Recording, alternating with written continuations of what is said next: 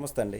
ఒకడికి మనం అనుకుంటాం, వాడికి బాగా కలిసి వచ్చిందిరా, కోట్లు సంపాదించాడు, కోట్లు వచ్చి పడేశాయి, ఎలా వచ్చాయో తెలియదురా, వాడికి చాలా బాగా కలిసి వచ్చింది అని అనుకుంటాం.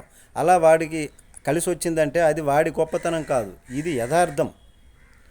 వాళ్ళ వంశంలో ఇంతకుముందు అందరూ కోట్లు ఉన్నటువంటి వాళ్ళు కాదు, పరమ పేదవారు ఉంటారు.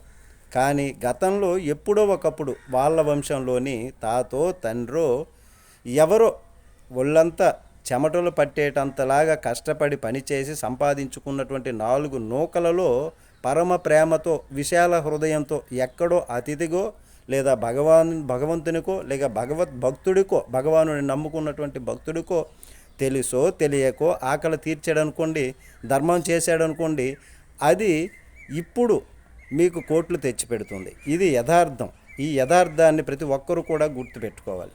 కాబట్టి చేసినటువంటి ధర్మం కానీ, చెప్పినటువంటి మంచి మాట కానీ, చెప్పినటువంటి చదువు కానీ, పిల్లలకు జ్ఞానం కానీ ఇట్లాంటివి వృధాగా పోవు. అవి తిరిగి మనకే ప్రయోజనకరంగా మన పిల్లలకి ఆ పిల్లలకైనా వచ్చి పడుతుంది, చేరుతుంది. ఇది యథార్థము, ఇది నిజము, ఇది వేదాలు కూడా చెప్తున్నటువంటిది, రామాయణం కూడా చెప్తున్నటువంటిది, అలాగే భగవద్గీతలో చెప్పేటటువంటి విషయము. ఇది యథార్థము, సత్యము. నమస్తే.